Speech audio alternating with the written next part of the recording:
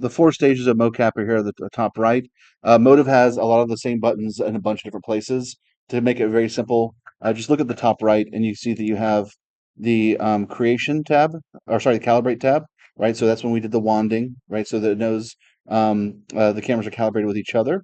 I don't think we need to calibrate today. And if we do, we do. Um, Create, where we're going to create our rigid body and we're going to create our skeletal tracking. In the type of thing, we could say skeleton. And today we are going to be we're going to be doing what's called a core. Core is for the gloves. It includes the gloves as well. Whereas before we were doing baseline. Baseline just gives us what we call paddle hands. And we want to be able to get gestures and articulation. So we'll be doing a core one. We're not going to do it now. We'll wait till we have somebody in there. Um, then you have capture layout, um, which will show you both live and recorded data. And then you have edit, which we really don't do much with because we do live motion capture, so we don't really do that much editing and cleaning of mocap data. But if you're ever working with a client, you more than likely will have to do mocap cleanup, which is uh, it's tedious, but it also pays well. So um, cool. So we have here a couple of takes. These folders are represented by Windows Explorer, so these folders and the same names are also on our computer. We can navigate to them. Let's see if Motive is not responding. That's already twice crashed. One more time. I'm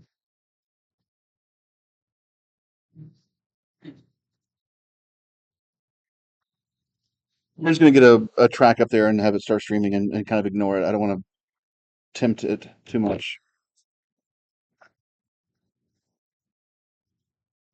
Great. So back to the capture layout, and then this is fine right here.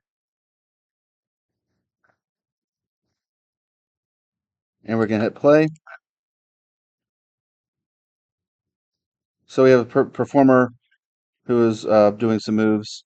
So the bottom right is one of the many places where the streaming panel is. We'll hit it right here. And you need to make sure that it's enabled. And you need to choose what VPN you're streaming it on. Our class VPN is 192.168.192.206. The 206 is those last three digits will be there for all the different VPNs. That's kind of like the identifier of the computer. So we're going to try this one first. I'm going to disable and enable the mocap stream. And now it should be propagating it to everyone on the VPN. Right, so everyone can grab this data. And in fact, that's your homework is to get mocap data at home, wherever you are in the world. You can retrieve this data as long as you're on our VPN now. So I have a lot of documentation in the syllabus for today, and I'll kind of go through that with you. So the mocap server on this one is 192.168.192.206. Right. So the first way we're going to do it is we'll use the OptiTrack live streaming live link plugin. So it is PC only. That all these workflows for live mocap are PC only. So you'll have to use maybe the computer in there if you want to test it out, and I can let you remote into it. The we're going to do so. We're going to look at the OptiTrack streaming plugin. That's for Motive. Motion Builder. We'll wait on that one. We're going to do it for Unreal plugins. Plugins, Unreal. All right, Unreal plugin, downloads. And so here we are for the Unreal plugin. And you're going to install this into your engine. I'm going to put this in Slack for you. It should also be in the syllabus. So when you download it, it's going to have two folders inside of it. We do not want Unreal 5.3 though, because our class is using 5.2. So go to the versions and say previous releases and find 5.2 version 2, and that's one we're using for class. Say yes to all of the end user license agreement, and then you can open it up the zip file. If I go to my downloads, I've already done it a couple of times. Just make sure that you unzip it, or you're going to drag in the OptiTrack folder into your engine. So the documentation will show you all this stuff. I'm going to close out this project real quick. You need to find your install for Unreal,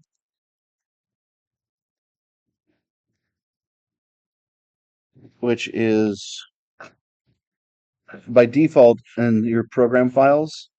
If you move it somewhere else, you'll need to keep track of where you put it. But PC, C, program files, Unreal, Epic Games, 5.2, engine, plugins. Right? So that is the URL. Again, this plugin will not work for a Mac.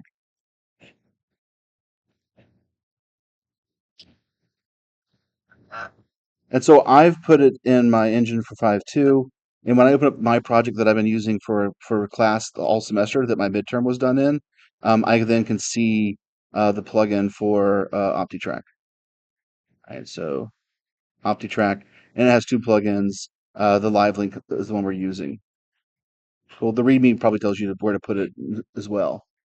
Yeah, the README tells you where to put it as well. Cool. So let's open up that project. And this one's in class. And let me show you what it looks like. So the OptiTrack Live Link plugin automatically works with MetaHumans and Unreal Mannequins. It doesn't work with anything else, right? So if you want to do just MetaHumans or you want to do just the mannequin and work from there, then you're fine just trying to go directly in from OptiTrack. And I'll show those two first because they're easier. Otherwise, you need to use Motion Builder. It's good to know Motion Builder workflow because that's still industry standard. Any motion capture studio will be using Motion Builder to live stream. It'll give you more features that you can really finesse things. But also, I appreciate just getting up and running with the stuff and not belaboring it a little bit. So um, let's do first the mannequin. If you want to add in a mannequin to a project, say add a feature, and then you can grab a third person, and it'll give you both Manny and Quinn, the mannequin, and also the Unreal Engine 4. So you go to characters, and you have mannequins, and there are your characters, right? And these are skeletal meshes. They're underlined with pink. Go to your plugins, and depending what template you have, you might need to turn a couple things. Definitely Live Link needs to be on. But we were doing face capture, so we should already have Live Link on. And then we need to look at the installed plugins for OptiTrack and then turn those on. We're not using Streaming Client. I just turned it on anyway. Streaming Client's the old way of doing things. Live Link is the preferred newer way of doing things. And then you might have to restart once you turn it on. Cool. So this will be turned on for our class project by next week. So that's usually when you add a plugin, you will you can announce it like, hey everyone, I'm adding a plugin. And so what will happen is you can still open, because we're installing the engine, you can still open up the project on a Mac because we didn't put the plugin locally with the project. It'll crash your project on a Mac if you put it locally, but part of the engine, you just can't open up files that include plugin. Cool. So let's look at a source. So this is why another reason why we have this whole spreadsheet thingy, right? So that we can copy and paste the sources. So that's the mocap server. That's in the control room. And then this computer is this 192.168.192.61. So let me go back to OptiTrack. Live Link, if you didn't have it open already, is underneath probably cinematics, or no, it's probably under virtual production. And there's a Live Link. With the plugin turned on, you now see OptiTrack source. And because we're not using the same computer that you're running Motive on, it's not going to recognize this. This 127 thing is localhost, right? So that's not going to work for us. We need to actually put in the address. So 192.168.192.206. This computer is 192.168.192.61. And now you know I went over um, client server interactions last week. Cool. So hit create.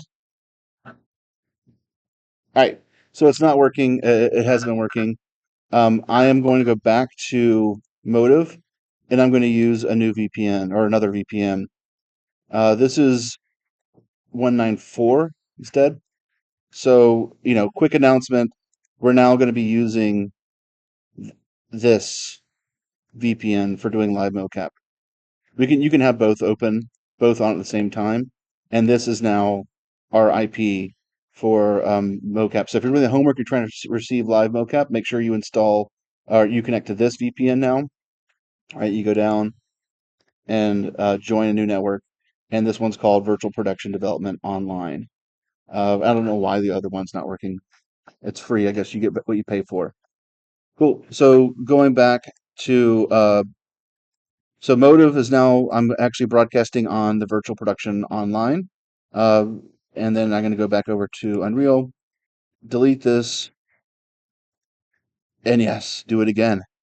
Abstract source, and now it's 192.168.194.206, and I am 192.168.194.61. Hit, shit. I moved my mouse and I have to do it all over again. I hate this. This is why you can copy and paste it. 192.168.194.206. Huh? Networking 192.168.194.61. Very carefully hit create. All right, I'm in. So I've now connected to the Motive computer. I can save this as a preset so I can easily find it again. I've already saved it. I just called it OptiTrack and I can load it up. Just wanted to show you the manual process of doing that. There's a couple of settings here we might get into about like orientation things, like especially when we get the virtual cameras sometimes, even axis flipped or something. And then there's some options for, do you want to run time code from the engine, which would be your computer clock, or do you want to run it from the timeline on OptiTrack so that it's giving you the time code? This is fine. We have Chris. Chris is the name of the performer. All right, if we go back to here, you see Chris is the name of the performer. That's what it's seeing. So let's get going. We have Manny here. I'm going to do just Manny simple. Oh, sneak preview. There's the metahuman working. Um, Simple first is just the Manny skeleton. I'm going to right click on the skeleton mesh, say create skeleton. Sorry, create animation blueprint. My bad. Create animation blueprint. All right, and this is the blueprints that have to deal with everything about animation. We did our facial animation this way. Um, all we have to do is say live link pose.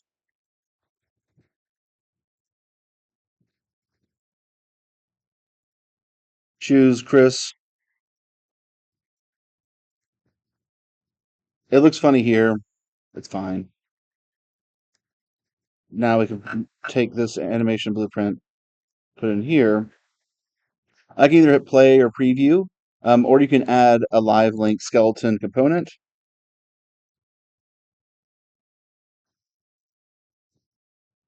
Cool. And then we need to choose the correct retarget asset. Choose OptiTrack, compile, save all. Sure, that looks great. Totally what we wanted. Let's see if I can need to add input. Pose.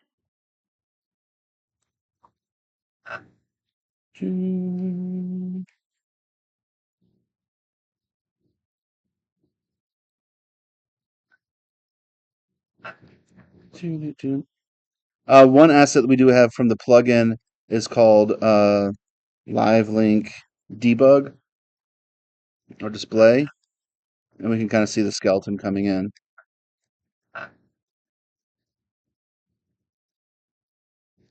and that could be helpful.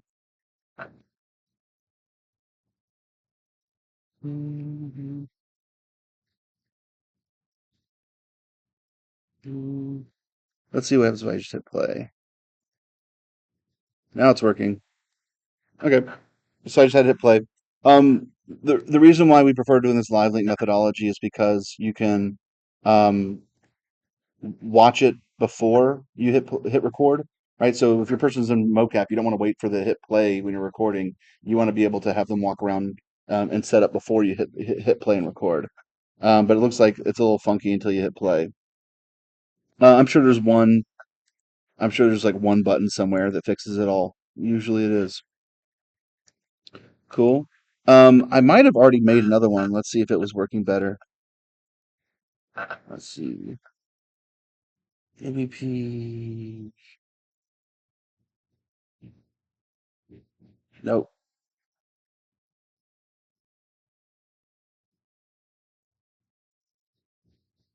This will be fine. It works when we hit play or simulate. Cool. So what do you do with this information? Back in your plugins, you need to make sure that you have a thing called Take Recorder turned on. If you're using anything that any template that was virtual production, it'll have this already turned on. Take Recorder, and then when you open it up underneath, probably virtual production, cinematics, Take Recorder, you then see a sequencer, but the big record button has an exclamation point because there's nothing to actually record. Let's take Manny, throw it in there, hit play or simulate. So it's ready to go. And then now hit record. Three, two, one. Right? So now Manny is being recorded. It's recording tons and tons of tracks, right? We only really need the animation. It's recording visibility, physics, all that kind of stuff. We hit stop. It's ready for us to do a new recording, but we're going to say go back and watch the previous one, which is review last recording, and then we could scrub and see the animation. Well, some things to note is we'll go back to live. So some things we're doing. So we're recording this actor. That's fine. What kind of recording are we doing? We want this to be spawnable for the character, meaning that it makes a copy of it. That way, when the performer is performing, they can watch the previous one spawn next to them and perform, and they can review that take. If it's possessable, it means it's going to take over what the live performer is doing, and they can't see themselves live anymore. So by default, it is spawnable. That's fine. Another thing that might do, there's tons and tons of settings. Do you want to record into a sub track or right here by default? I want to do it I like doing it up high so that I don't have to go digging for files, but you can change it as you like. Again, there's way too many settings here, but you can play around with some of them and see which ones you prefer. Where's my global? There's global. So, uh, record possessable. No, that's not on. Recording default state. Where does it say record as a sub track? Touch nothing. And again, as you start adding in things, you can make presets, right? So we're recording three performers, two cameras, props from show control, and then everything can be is being recorded. So if you're doing OSC and you're driving lights, it'll also be recorded into the timeline. So it's a really powerful, robust tool for us. So let's do like another take real quick, and I'll point out what it's doing. Again, you see it has that little lightning bolt. That means it's being spawned, which means I can bring this sequencer into any map. and it will bring in this recording. It's very flexible in that way. If we want to bring this in a bunch of different worlds, it's right there. And again, it's doing all these different tracks that we don't really care about. So if we're having some sort of bandwidth issues, we might reduce the amount of tracks it's recording. So stop. So it says, here's all the recording properties, right? We don't really care about visibility and spawning and attaching and whether it's hidden and all these kind of things. So we can take these things off if we thought that we were recording too much information. Cool. All right, so um that's the mannequin, right? And so from there you can retarget within Unreal if you want to retarget to other characters. It's still not it's not a perfect system, and I would hold off like another engine version before you do retargeting within Unreal. It's probably better to do a motion builder. But feel free to do whatever you want.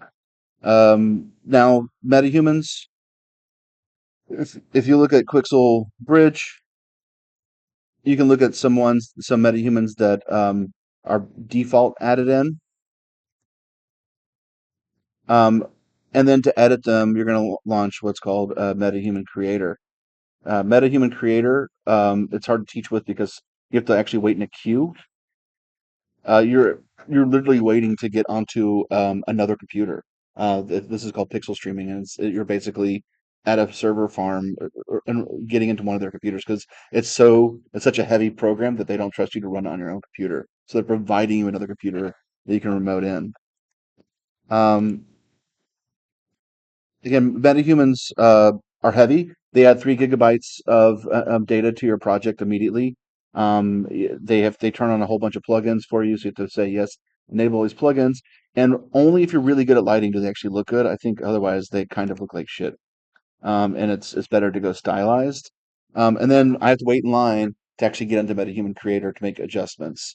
I'm not really that interested in. We all understand sliders and knobs to create an avatar. I don't think that I have to go into that too much. Um, but essentially, once you have your MetaHuman created, you can download it to your local hard drive. I have downloaded two, and then when you select on it, you can then export it to the current project. So old Erno, I've already installed onto this project. Wake up, wake up. Going over to Content Browser. I'm going to hide Take Recorder for a second. So going over to the content browser, once the MetaHuman is open, you'll see that it has two folders. The character that I just got, which is this blueprint right here for BP Erno, and then common. These are the files that are shared by all the metahumans. Just like Quixel has its own uh, Megascan presets that all things share, metahumans share a bunch of things. And let's take a look at the anatomy of a metahuman. So metahumans by default already have facial animation that can work, and but they're basically modular. You can take different pieces from different ones in MetaHuman Creator. We are interested in a few things. First of all, Arno is voguing right here. You have a thing called in your list of components. You have a thing called LOD sync. By default, it'll be -1. By the way, my project's going to crash a whole bunch. Dealing with MetaHuman just means you're going to deal with crashing. It's fine. Um, cool. So what you see now is that -1 means that it knows how close the camera is, and it will switch out the different levels of detail that you have for skeletal mesh. So this is probably level of detail 0. I'm really close to it, and you see it has better hair. Again, this stuff is kind of heavy. We're working on laptops. There are 8 different levels of detail.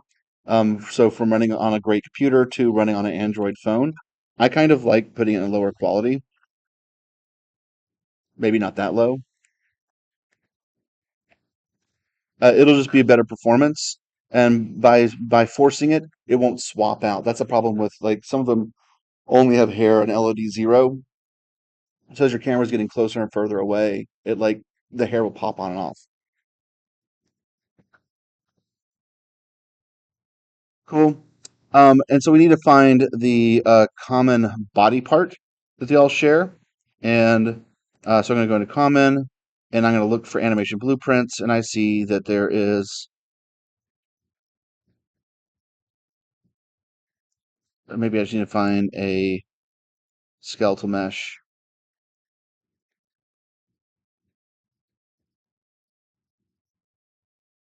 It is, so there's F for female, M for male.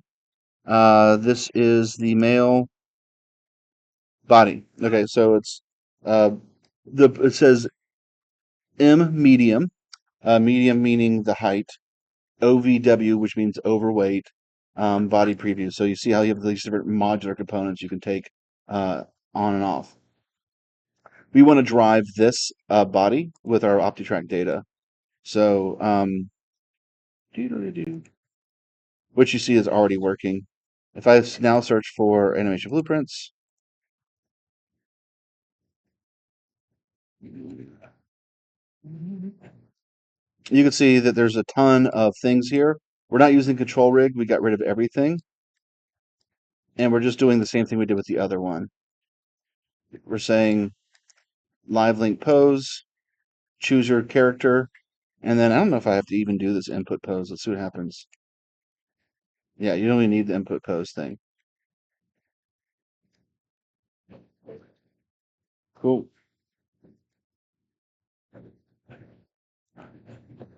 And then when you add your blueprint to the scene, make sure you add on that live link skeletal mesh thing, and it will animate for you. All right, so add live link skeletal animation, and it animates. And so you can now add this to your sequencer as well, or to your take recorder as well. Uh, you can record tons of things. We're just recording people for right now. Cool. Um, common body, live link. Okay, so that's how you do those two characters. Um, I know a lot of people like to work with the metahumans or want to work with the mannequins. The mannequin is still very unique in that it's called like clavicle and other things. Like it's not like your standard mocap skeleton. And I want to talk about how you do the standard mocap skeleton. So that is, here I am. Uh, so that is the motion builder plugin methodology.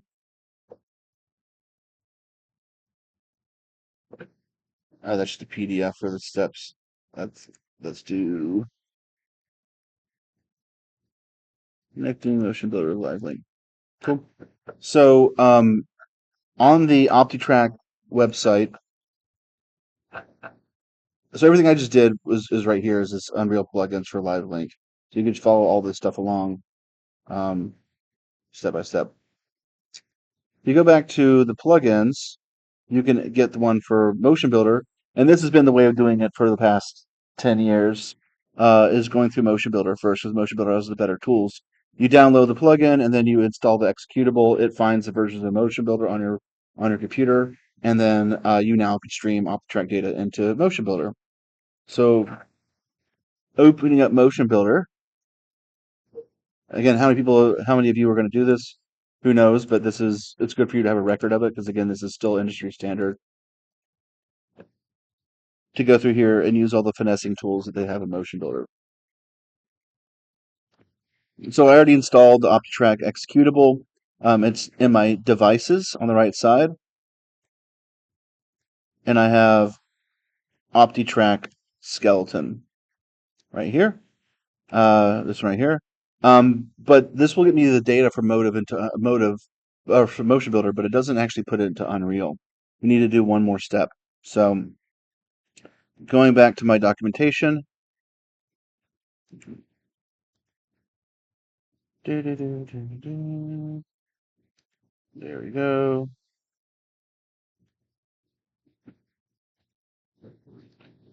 There we go. This shows you how to do it. So you can edit things inside of Motion Builder and it updates the characters inside of Unreal, which is super helpful because like maybe you want your character in the scene and you want to animate it so it's actually touching a table and grabbing something. So it's cool that you have the better animation tools inside of Motion Builder and it's driving animations inside of um, Unreal. We already have Live Link turned on, and we already have OptiTrack inside of Motion Builder. We need to get the connection for Motion Builder to stream Live Link data. Uh, it should already be inside of your engine, I believe, or we have to make sure that we have it there. Let's see. Motion Builder. We'll do it together.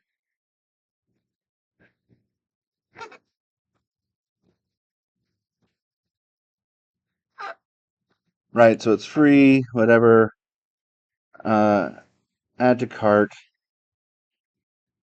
It looks like the last time it was relevant was 4.27.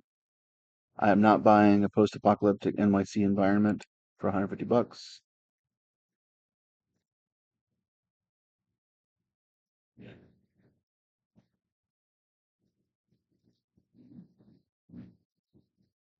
Installed engine. All right, so it's already installed on the engines that are compatible. So if I go to my engine installs,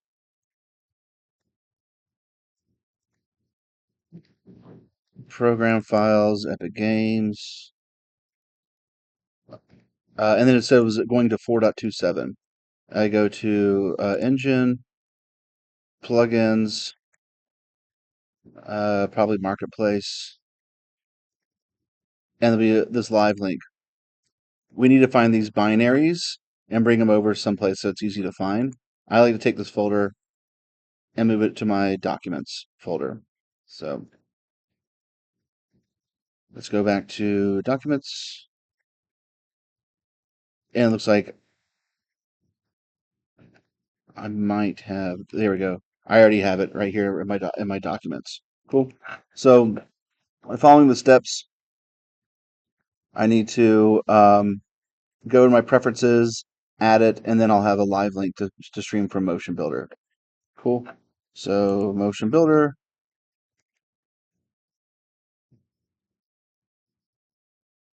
preferences, SDK, adding in the SDK documents, live link, and this is Motion Builder 2020, so binaries in 2020. Okay, okay, and then I have to reload um, Motion Builder.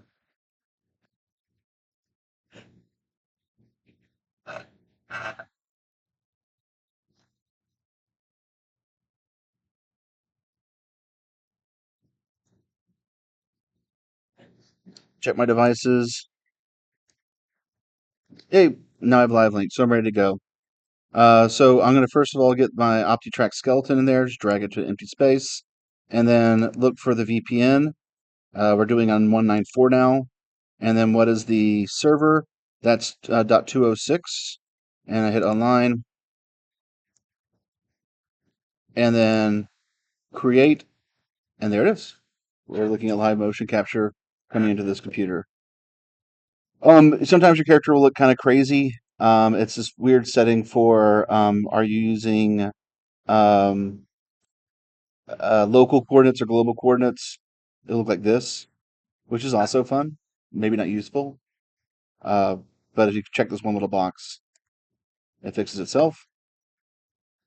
And then uh, we have our other characters that we're using, right? So I have these Ready Player Me characters that were in here that I use for my midterms, right? So now we can utilize those. I can bring in Bob from my imports folder into Motion Builder. Bob, merge with a T-pose, looking great. I want to see the X-ray so I can see the bones inside. And the this motion capture data is actually already characterized. It's the Chris character. But we still need to tell this, characterize it, and let it know it's a biped on the hips. So we're going to look for those hips, find our assets, and go to characters and characterize the hips. Biped. That doesn't look good. And then character is going to be driven by a character named Chris. It's active, right? So now I have the whole suite of tools down here that I can adjust. If I really get into a lot of the retargeting things about reaching, about being in different proportion of the avatar, right? So I need to go through there. The main one being the match source for if you have spikes on the ground and you need to make sure that they hit the same foot placement. But there's other things. One caveat with this is that if you're doing match source and that adjusts how the character actually moves in relation to its scale, is that props will be off because props are doing absolute scale, not matching the source scale. So if you're doing a virtual camera, this is not as it might feel a little bit off, but it's still very useful. So the character is retargeted, but we need to send this data out. The only device we're using is the OptiTrack device. So I'm going to add in another device, which is the Unreal Engine Live Link, drag it in. What am I going to send? I'm going to send everything from the hips down. So select hips and add. It's a skeleton hierarchy, already sees that. And I don't need to stream the viewport camera. You can actually, the first virtual cameras were from Motion Builder, so it wants to give you a virtual camera in here. And then the one thing I need to change is in my system settings. I need to make sure that I'm always refreshing the viewer. Otherwise, when it goes in the background, it'll pause. So now we're always running. Go back to our device, and and I think I should just be able to say on. All right, turn green. Go back to Unreal. Let's go to ABP Bob. We'll see also live link that we're getting now data about the hips, right? And it's green. So it's connected and it's green, so it's getting live data. And you can see how like it's useful to save presets if you're bringing in also a face through an iPhone, and also if you want to make presets so it's easy to get all this data coming in live. Go back into ABP Bob. Uh-oh. It's acting a little. Okay, there it goes.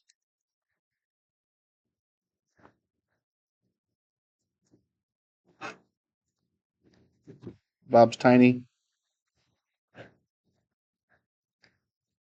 but essentially I already connected him a little bit to test. Driven by hips.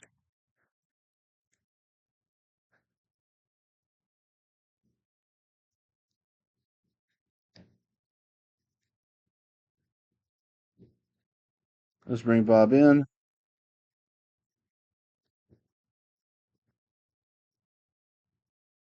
Why is Bob so tiny?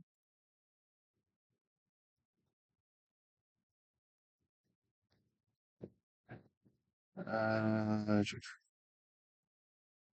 let's take a look over Emotion Builder. You're still going. Maybe.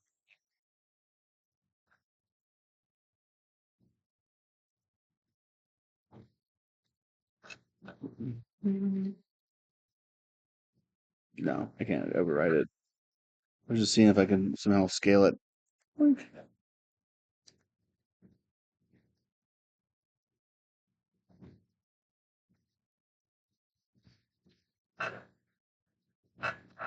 And then you can just save Motion Builder, and it saves all these settings inside the FBX. So this is Bob. Sure. Come back here.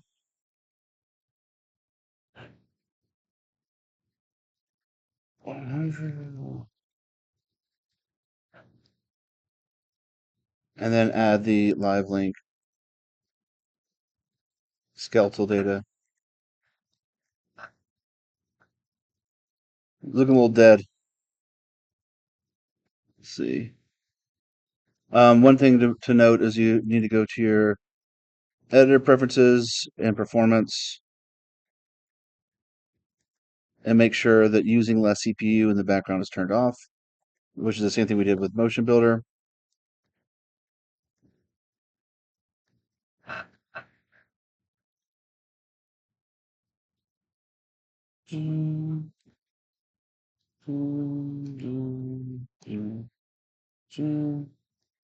Hips.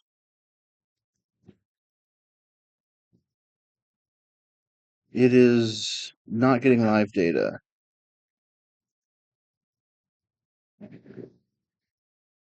System. Always refresh viewer.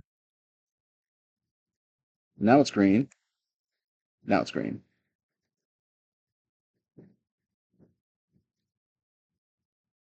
Feel a crash coming on.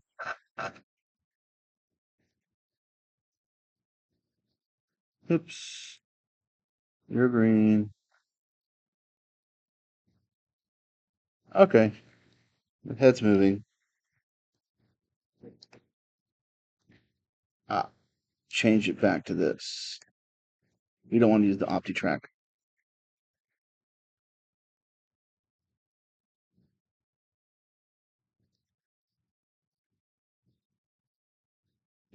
There we go. What's up, dude? All right, so I was overcompensating. Look at that. One, two, one, one.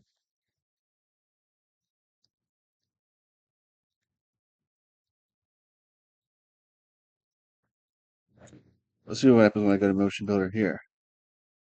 And then return it back to the way it was supposed to be. You're going to be back to 100. 100.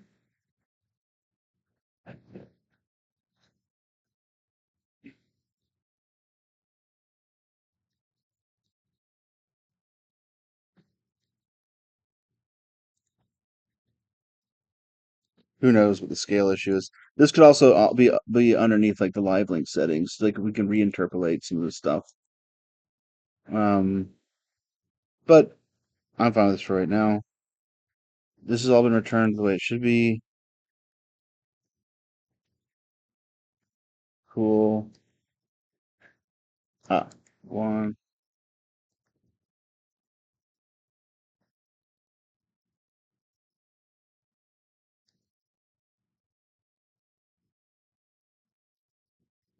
Whatevs.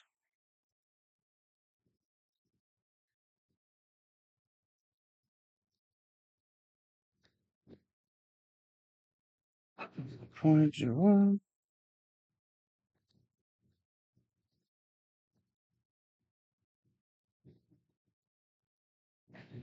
Welcome. All right, something's acting a little weird.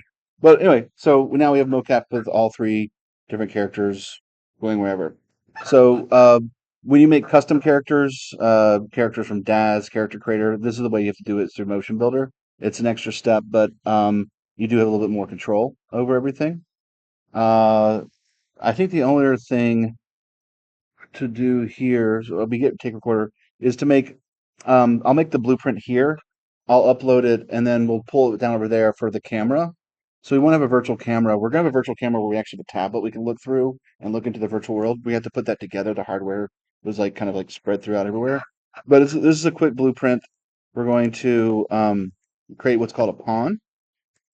So blueprint class pawn, and it's just a possessible camera. So BP camera pawn, and inside of this, we're just going to put a Cine camera, and then we're going to take off any focal issues. Just disable depth of field, just so we're having to worry about focusing. And then what this pawn type does is it allows us to possess something. So if you put the camera in here, oh, that's not what I meant to do.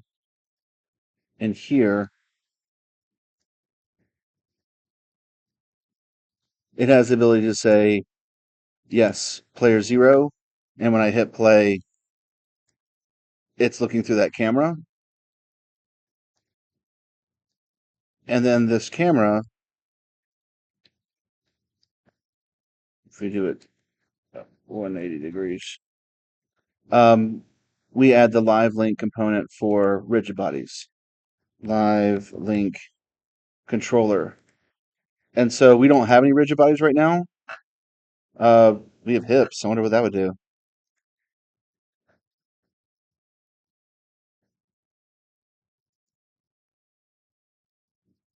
So it's looking at his hips. All right. Anyway, so we'll take this over there. I just wanted to have it all recorded on this computer. We'll take it over there, and then we can start just have a rigid body be the camera, and then you can add that to take recorder as well. All right. So then, uh, Windows,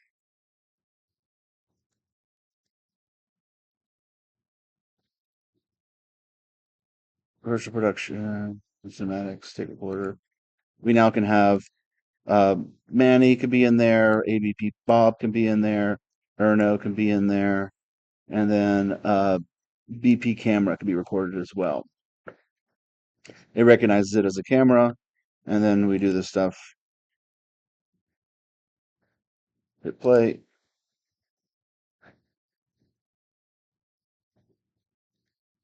3, 2, 1. Count off. Cool. So now we're getting all these different characters are being recorded for right now, and they're all spawnable, so we could put them in any level, and they'll be doing this animation. Cool. So hit stop.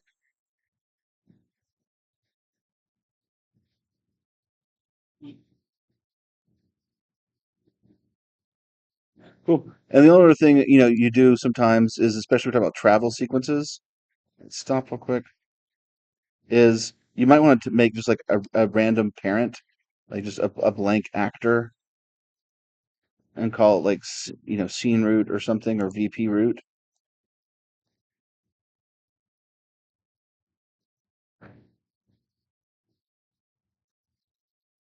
and then take all your characters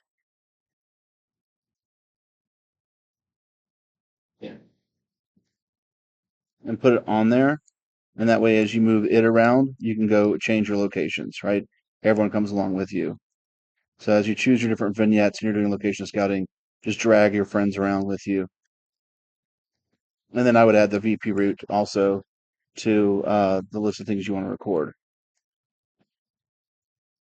And then say this is a preset and class. Cool.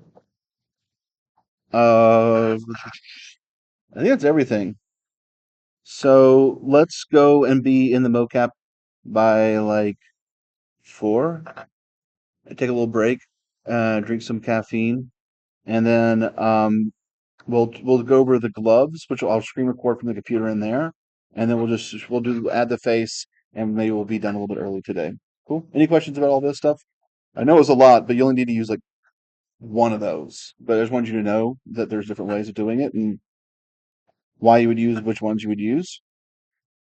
But yeah, mocap is super lightweight. You can stream it anywhere in the world. Cool. All right.